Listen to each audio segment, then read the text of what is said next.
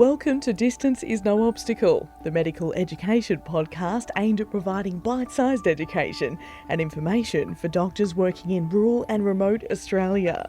Today we hear from Dr. Peter Goldswain and Dr. Olga Ward. They're discussing the Giants of Geriatrics, a catchy description of our major areas of concern: intellectual impairment, instability, immobility, and incontinence. Peter, welcome back.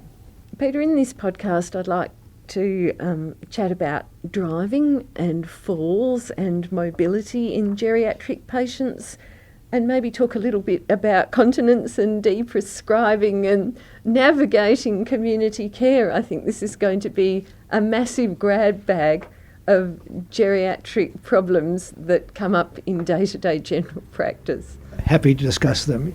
It'll mean something when we look at our previous podcast on dementia, because quite a few of these topics have reference to demented patients. So it would be good to listen to the previous one in addition to this one. Peter, the driving medical, that's the time when the GP often gets to actually sit with the patient for half an hour and do some health screening and talk about access to driving. Sometimes I think we're in a very, very difficult position because you have to make a kind of a point assessment on whether or not a patient's going to be a safe driver for the next year. And it's an enormously difficult and emotional discussion if you really think that perhaps the patient shouldn't be driving, particularly thorny for rural patients who often don't have access to a lot of things unless they can drive to the next town. How does a GP form an assessment of a patient's fitness to drive? Thanks, Olga. That's a very difficult question. At the top end of the scale, there are the OT programs for driving assessments, which are based in Perth. There are now programs based in Albany and perhaps Bunbury, but these are the full driving assessments, and when I say full, they go through an hour-long questionnaire and then an hour-long drive with the OTs, and at the end of that, a decision is made, and a copy goes to the traffic authorities. So a copy goes back to the GP, and one goes to the traffic authorities. These are not cheap.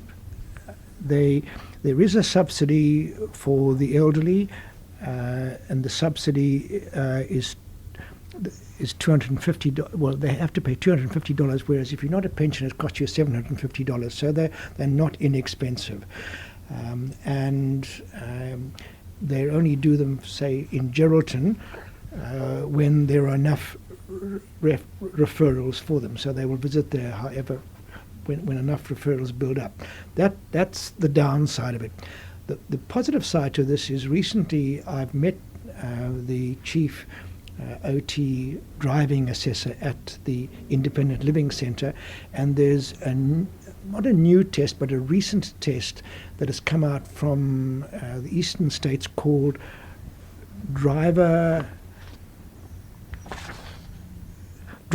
Safe, Drive Aware. And what this is, it's an iPad-based test where it consists of traffic scenarios seeking their recall of types of objects, e.g. cars or pedestrians, their locality and their directionality, and there are 3 practice and 10 test scenarios. So they are given a scenario and asked to comment on it, and they get it right or wrong. Right, so there's a test scenario, then there's a questionnaire on road rules, and they have 1 practice and 8 test questions, and then a short questionnaire on measuring the insight. So it's on traffic scenarios, questionnaire on road rules, and a short questionnaire. What this allows them to do is to form a matrix, and if they fall into the green area, don't worry, they won't have any trouble with the test. Don't do it. If they fall into the red area, they don't bother. Don't do it because you'll fail. If you fall in the yellow area, you need the test. So that's very encouraging, and I've taken it to, we have a weekly geriatric meeting, and I've taken it to them. I've yet to get them to present it to them, but hopefully this will be one of the ways of screening, and it can be done by your practice nurse, it can be done by you, and it's called Drive Safe, Drive Aware. To me, it seems like probably the best answer to your question in terms of assessment. Is this something that's available online to download? Does it cost money? Yes. Yes, it's. I was involved in this in the last 2 or 3 months, so it's very new, and I haven't heard the outcome of it. But yes, it is. It's available online, and you pay. I've just got to look it up. I think you pay $20 for 100 tests, so it's not all that costly to implement, but it certainly seems to me a much more rational way of working out who will pass, who will fail, and who needs to have the tests done. And I'm aware, certainly in the country, the removal of their relative independence if you take their driver's license away. But you've just got to put the other side, as you will know. I don't want to be a pedestrian or another driver if they're driving, and I get very worried when I see dementia patients. I automatically ask them about their driving and ask them how good they are, their navigation skills, number of prangs and dings they've had over the last year and so on, and that forms it. But certainly I will refer to the driver assessment by the ILC. That's the gold standard, and there is actually a private practice here which does it as well, but on the same basis, so the costs are exactly the same, except one is done by the government, one is done privately. But there is this other program that you should be aware of, and the ILC or the people to contact to find out just where this is at. But to me, that's the most rational thing that have come out of this driving assessment. I've been through the test with the OT, and it's very applicable to assessing their abilities. The test scenarios are excellent, and they test all those things: your visual reflexes, your insights, what's happening to the cars, what's happening to the pedestrians, and what's happening to the lights and so on. So I think it's very, and it comes from the eastern states, and it's accepted there, but it hasn't been implemented here yet. That sounds fabulous, particularly for those of us who really don't have a good way of testing elderly patients' driving skills or reaction times. We'll check their visual field, but we're not sure whether or not they're going to process what they can see. So I'll definitely look out for that. I think to expect you to assess a person's abilities across your desk is a very difficult task. Their physical side, their reflection, their reflexes and so on. That's, if they had a stroke and so on, I could perhaps understand it, but the ordinary elderly person, no. Peter, I'm also often worried about my patients falling, and I quite often see when I'm doing a driving assessment particularly that a number of them try to lift themselves out of a chair by using their arms, and then they tell me that their shoulders are no good. How do you screen them for falls risks, and what sort of things can be checked easily in a general practice, either by the GP or the nurse? Falls is one of our so-called Giants of Geriatrics. Falls are our biggest problem. I mean, we're bothered by falls in hospitals, falls in residential aged care facilities, and falls at home. And as you appreciate, fractures are an unfortunate consequence of this.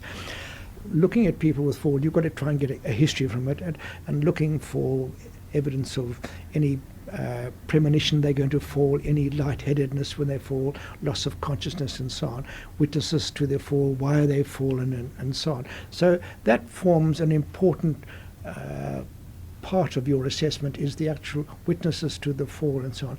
But so often I found that that's unhelpful, because they'll just say, "Oh, I tripped, doctor, and it was just a simple trip," and so on. You and I don't trip, okay? We see the objects and avoid them or take the necessary steps.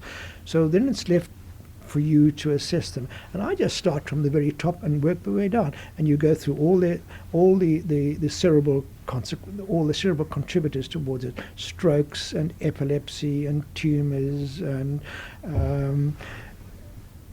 all those, and drugs, Parkinson's disease. So all the neurological disorders may contribute towards falls. So you've got to try and look for those and exclude their contribution. Then you go down to their hearing. Can they hear properly? Can they see properly?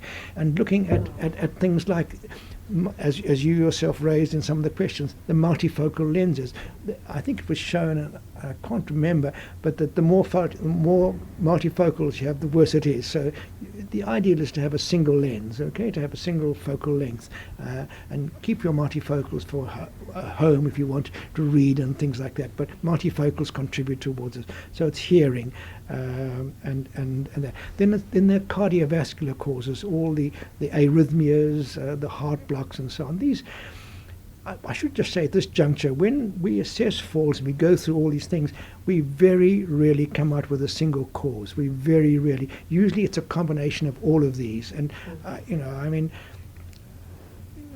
5-10% you might, I think it's probably even a lower percentage, you can actually find a cause that you can treat and stop them falling. So you look through the cardiovascular causes for all their arrhythmias and their failures and stuff like that.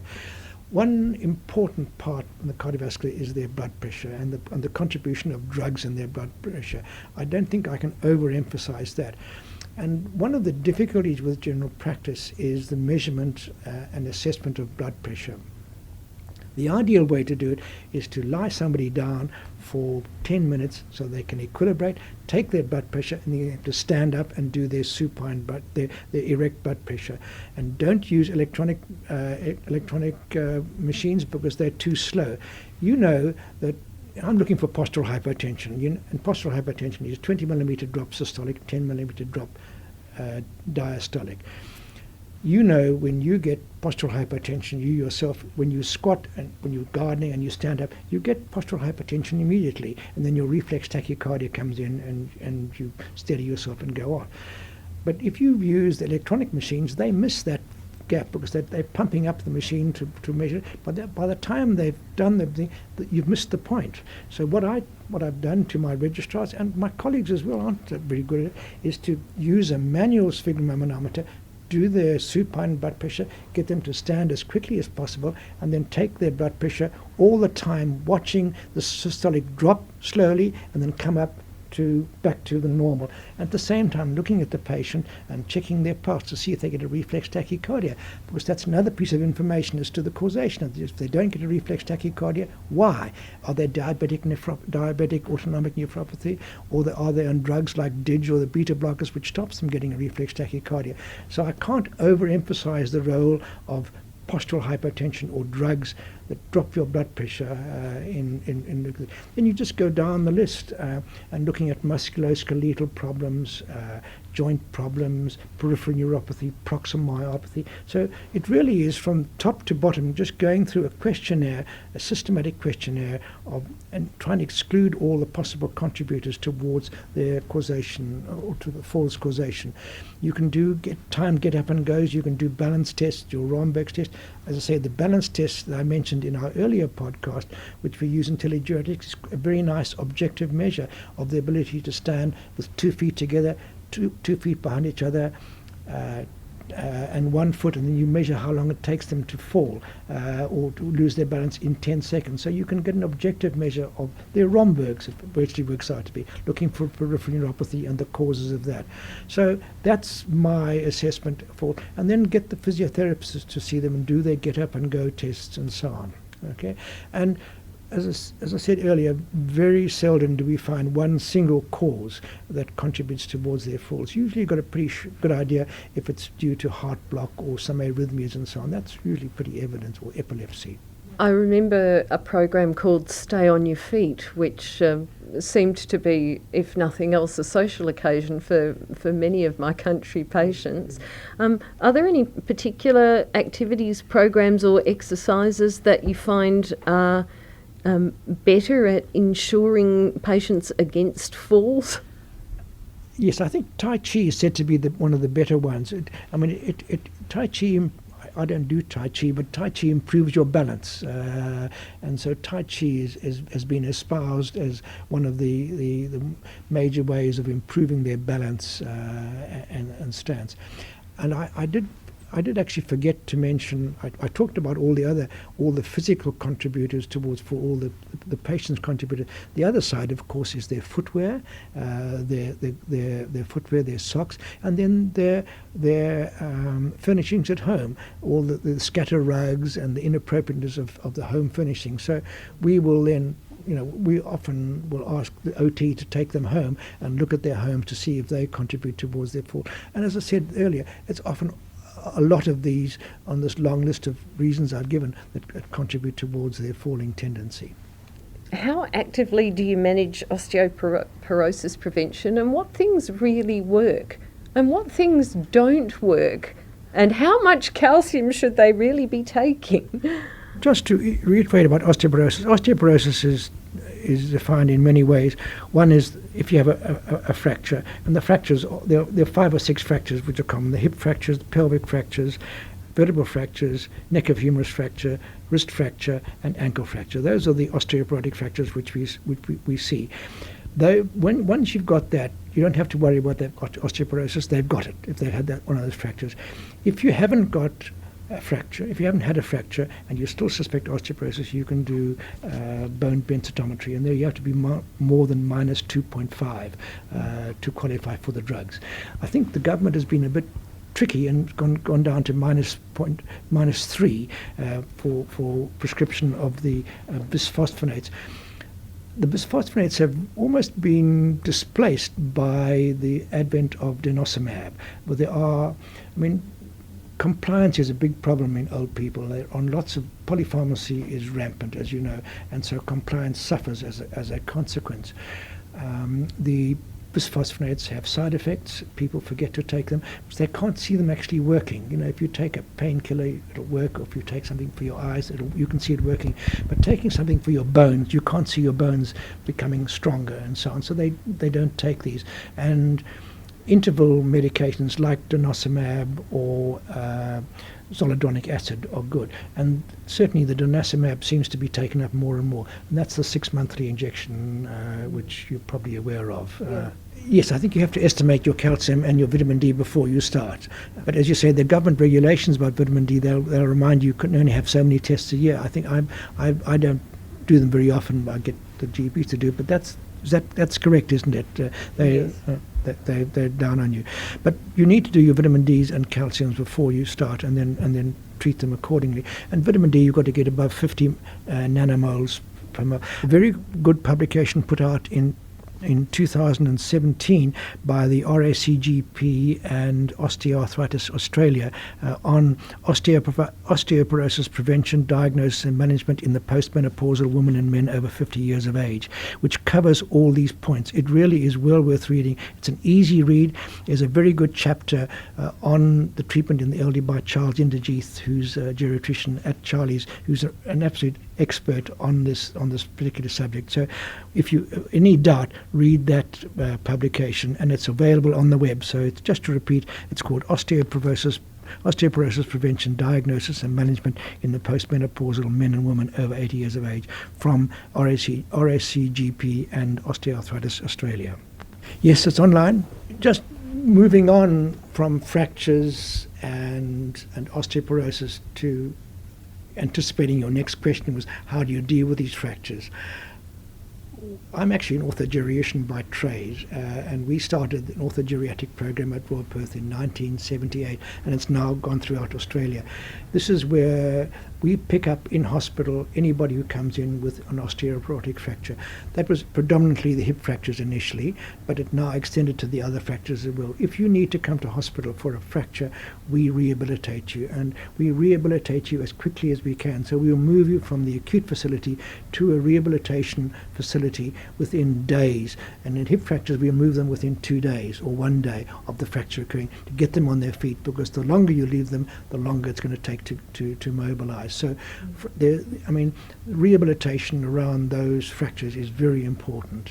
In somebody, obviously there are about 20% of those who present with fractures come from nursing homes, and there's little point in trying to rehabilitate them because often, particularly those from nursing homes are immobilised anyway. So we return them to the nursing homes and let them get on with their gentle mobilisation rather than the expensive facilities in our rehabilitation facilities. But all the rest, the other 75%, come to our rehabilitation facilities and we can get them better within 2 weeks. They'll come from the initial fracture, from the fracture date to home within 2 to 3 weeks. So some of those patients do seem to return to rural areas either at the 2 weeks or sometimes require a little bit of extended rehab.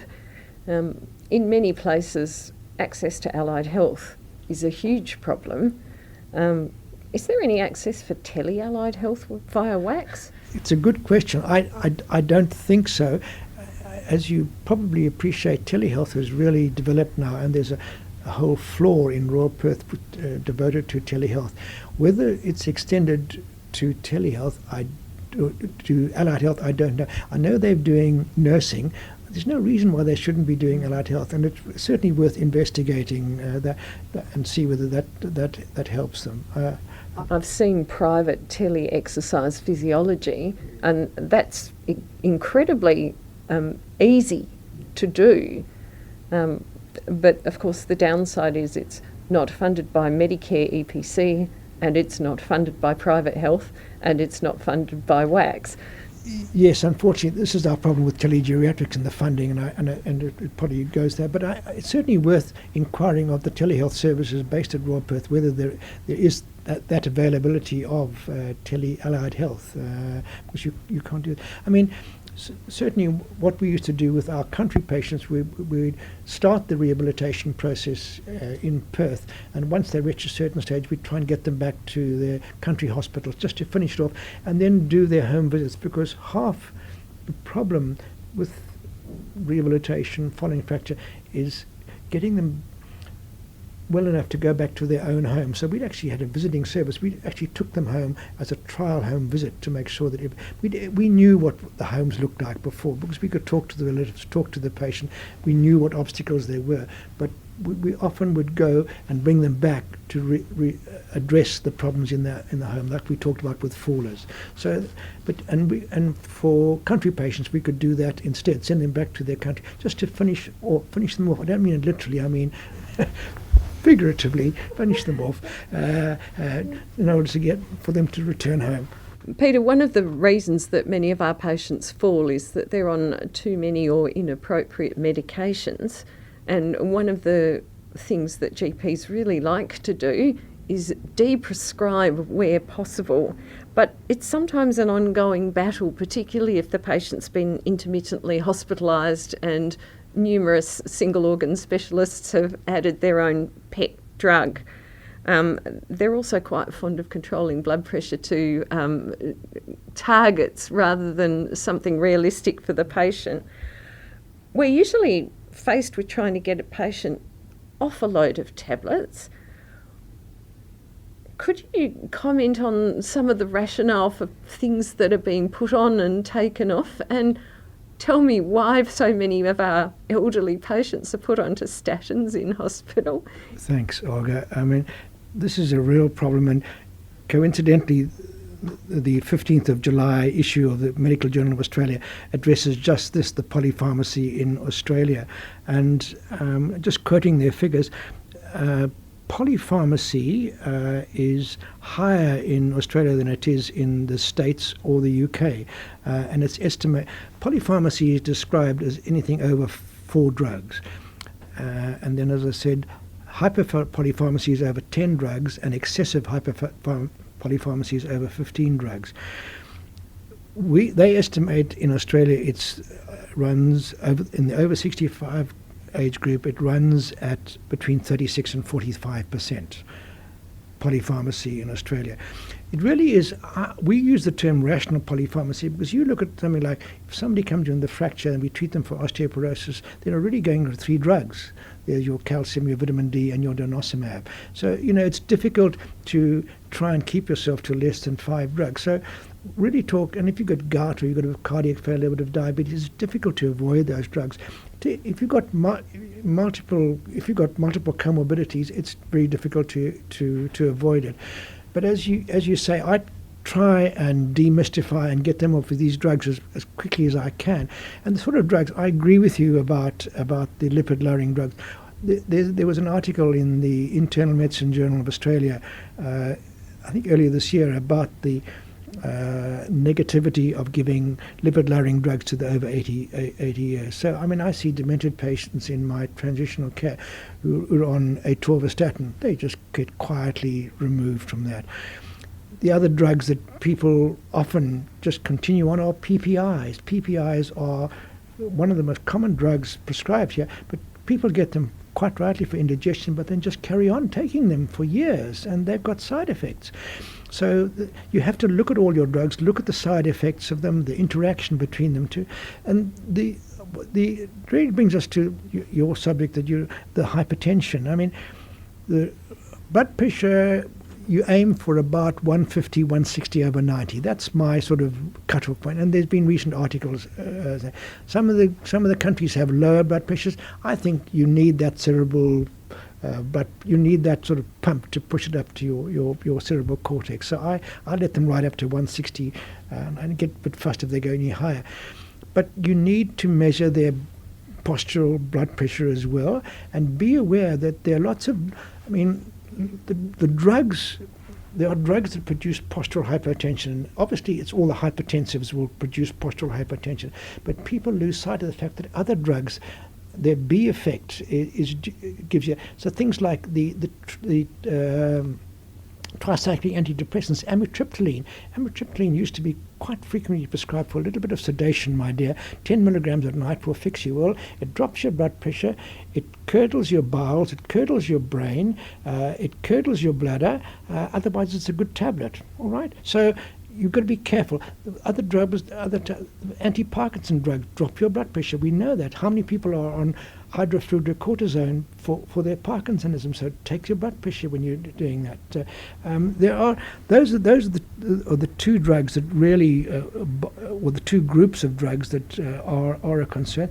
We've talked about blood pressure, but I agree with you. Try and get them off as many drugs as you possibly can. Nowadays we have Webster packs to ensure that their compliance is good, but it's really what goes into that Webster pack which should be looked at and very, very significantly. And you might have some other drugs that you want to ask about, but it's the sedatives. Do you give something to sleep at night? People don't sleep at night because they're in a bit of failure, they have pain, they're anxious.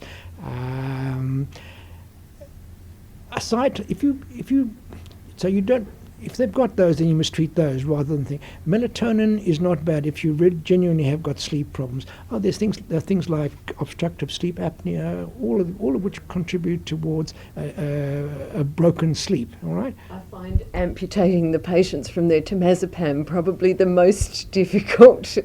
Previously it was Mogadon, but fortunately not so many patients are on that these days. Yes, I'm pleased to agree with you.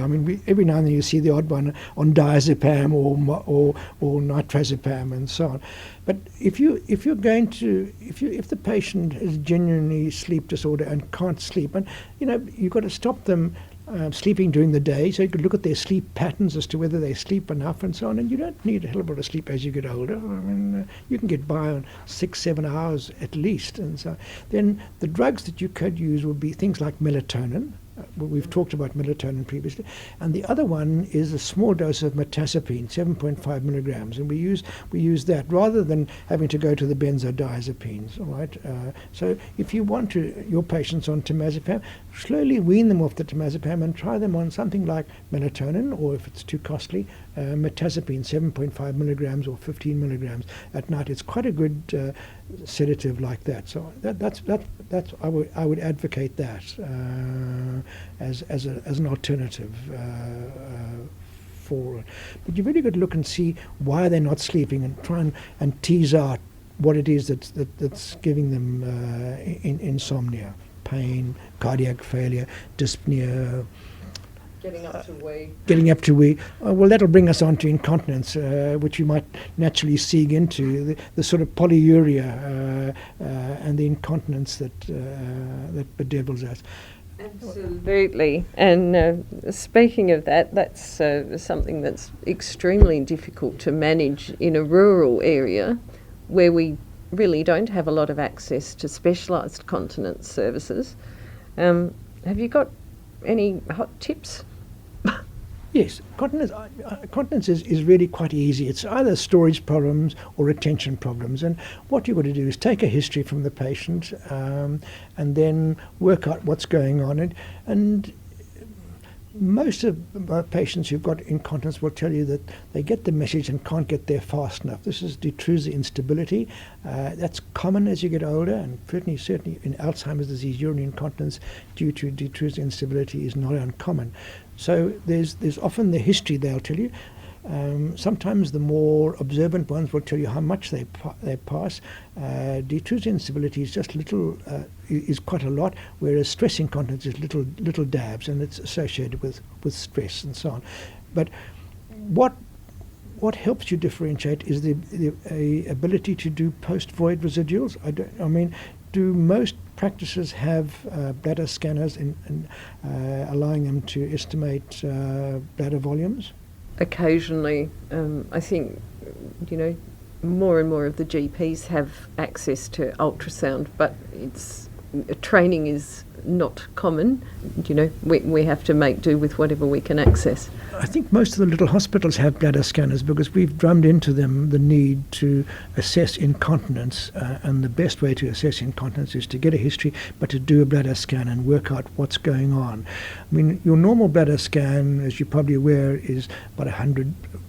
Post-void bladder scan is about 150 mils, just a little less than a cupful of teacup full. That's your normal bladder scan.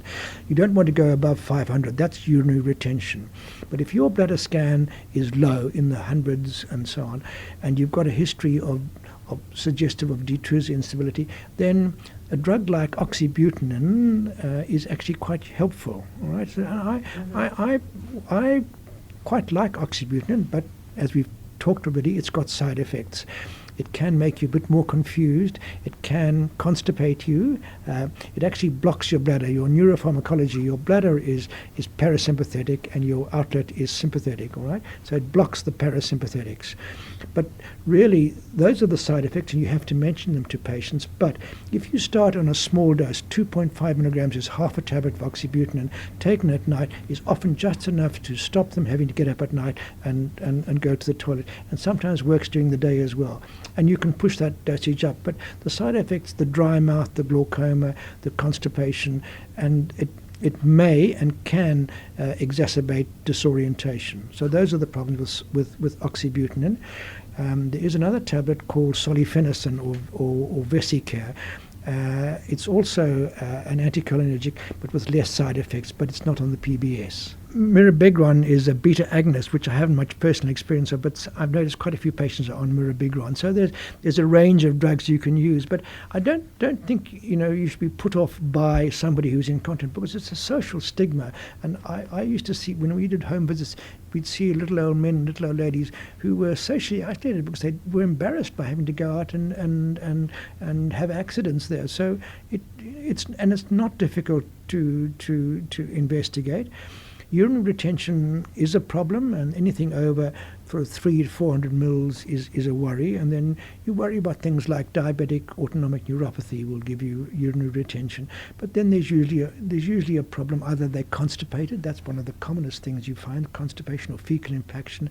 Prostates will do something like that, and so on. So there's a whole book of information about the management of it. But the drugs, and I know we've talked about trying to reduce the drugs, but if people complain about problems, then there are possible solutions to it with these sort of drugs.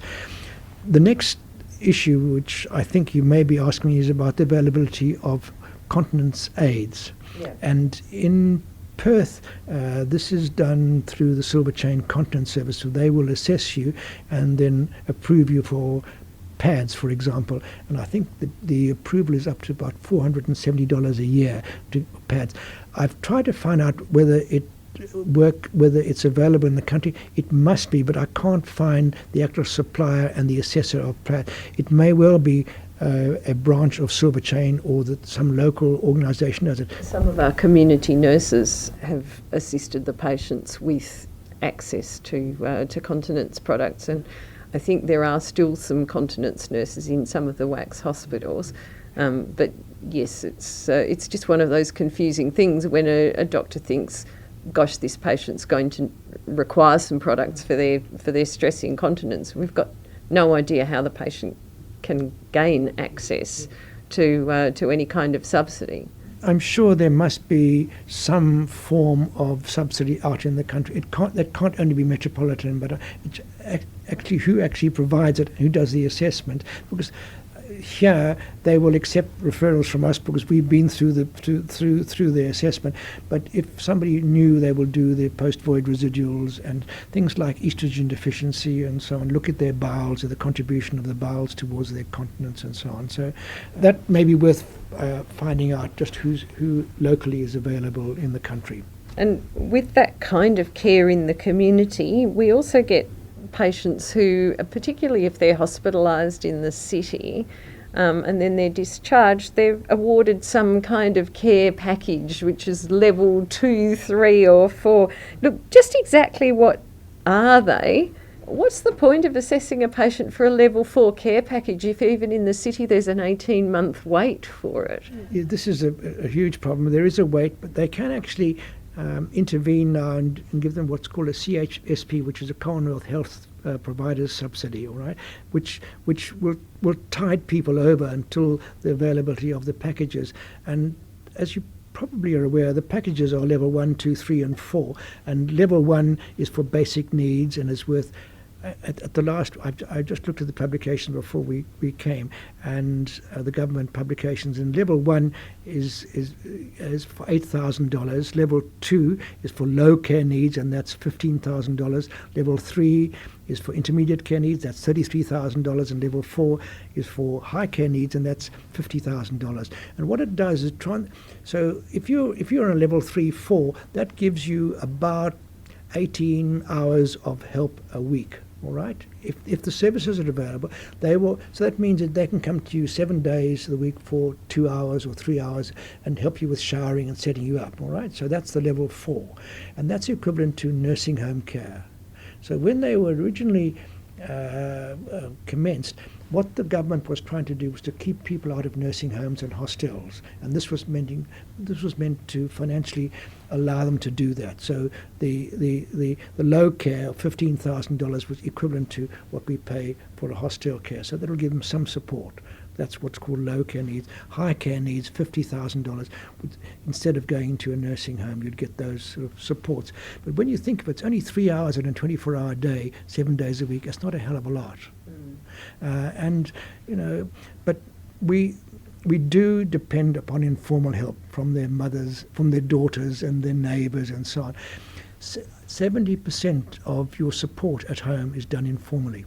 Geriatric is a metropolitan speciality. We've got everything here, but it's not in the country. It's not mimicked in the country, unfortunately. And the services that I've espoused now, all the continence aids and the orthogeriatric care and the availability of geriatricians to see you and so on, is not available in the country. And we're trying to compensate for that, but you're not as well off as we are in the metropolitan area. And I really can't answer that question. I mean, we do try and set it up, but there may not just be enough facilities to deliver it in the little Muckenboodens and Narrombeens and so on. And is there any kind of in-home respite care available for disabled, frail or demented patients? Metropolitan, yes. Country, no. It isn't available. I mean, the nursing homes were originally set up from memory, where they had to have a few beds which were available for respite. So they had a certain percentage of the beds were available. I think they've done away with that because they're too difficult to administer, having actually respite available. I mean, there is this program which I'm involved in called transitional care, where you can get some respite, but you have to come through a hospital to get that, okay, transitional care. So you have to, the only patients we will take have to be discharged from a hospital to come to us, all right? You can't come in from the community into transitional care, into respite care, for respite in transitional care. So again, I mean, the country doesn't do as well as the metropolitan area, unfortunately. Does WACS have any systems in place to rectify this? No. In a word, no. I mean, we're working. I mean, where does all the money go? And how are you going to partition it and so on when you've got things like telegeriatrics, which is crying out for more money to deliver geriatric consultation, which I think is well worth it. But help on the ground is as you say, very necessary, and sometimes it's just not available. Peter, do you have any community take-home messages for rural GPs managing elderly patients? Yes, there are a few. I mean, certainly should be more and more available, and hopefully we can spin out the telegeriatrics to more and make people aware of it. I don't think some GPs are as aware of it. Certainly the regional hospitals and the ACATs are aware of it, but ACATs tend to be in the regional resource centres. We're actually starting a program now where we are going to be available on video consult to consult with nursing homes in the country, so they can dial us up, and then as an emergency, and by that I mean within 24, 48 hours, they will meet a geriatrician on video, like we have them prepared for telegeriatrics, but this is within 24, 48 hours. They can ask us questions about how to manage patients with behavioural problems, with delirium problems, and so on. So we're going to launch this, I think, in October this year, to a set number of nursing homes initially, but then depending on the take-up we will try and extend that further. But it's really for the nursing homes, the nursing home group, which are sometimes the most difficult ones with their behaviour and their management and their poor access to geriatric help, which we're more than happy to give. And this may be one way of doing it, because VC is so easy nowadays. You can do it from your own home as a geriatrician. So my message to GPs is, hold on, we're probably going to be able to help you in the not too distant future in some, not all of your problems, but in some of your most important problems. We'll hope to see you back to talk some more about geriatrics sometime in the future. It's been thoroughly worth it. Thank you, Olga.